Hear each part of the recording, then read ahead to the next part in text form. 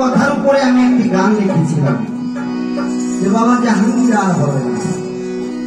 এ যুগে সুফিরা যত জাহাঙ্গীর তোমার মতো দেখি না তো। ওই যুগে সুফিরা যত জাহাঙ্গীর তোমার মতো দেখি না তো। হাদিস কোরআন গ্রহণ তো কেহ করতে তরি জমা। জাহাঙ্গীর বাবা মাওলানা আপন মুর্শিদ বাবা জালাল নুরি গুরুর দেশে ভক্তের টাইটেল হইল মাওলানা। এই সেই কালান্দার বাবা জাহাঙ্গীর, যার ওয়াজ শুনলে যারা বলে তো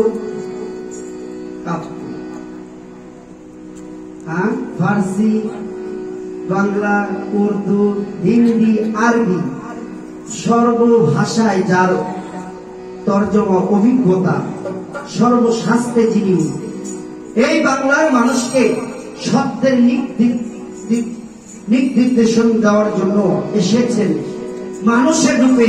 আসলে কি জাহাঙ্গীর মানুষ নাকি মহামানুষ?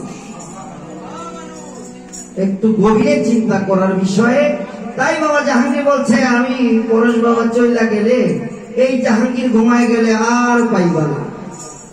তাই আমি গান লিখেছিলাম, এ যুগে সুফিরা যত জাহাঙ্গীর বাবা তোমার মতো দেখি না তো। হাদিস কোরআন গ্রহণ করতে তোর জমা। বাবা যখন বই লিখত, কোরআনের তাফসীর লিখত, রাতকে রাত দিনকে দিন। আমার সিনিয়র কোন ভাই যারা তারা বেশি জানে, আমি হয়তো শেষের কিছুটা দিন তার ঘরে দেখছি কতটা গবেষণার ভিতরে সে লিপ্ত থাকত। শুধু কি পাতার কোরআন থেকে তিনি বলতো না, তার হৃদয় থেকে যে পরম স্রষ্টা মুকামের সান্নিধ্য থেকে কিছু বাণী আসতো, সেটাই মারফতের অলৌকিক বাণী। এ যুগে সুফিরা যত তোমার মতো দেখি না তো।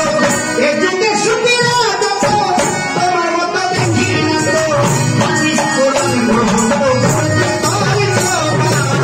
জাহাঙ্গীর বাবা মাওলানা মুর্শিদ, জাহাঙ্গীর বাবা মাওলানা মুর্শিদ, জাহাঙ্গীর বাবা মাওলানা। এ যুগে সুফিরা যত তোমার মতো দেখি না তো।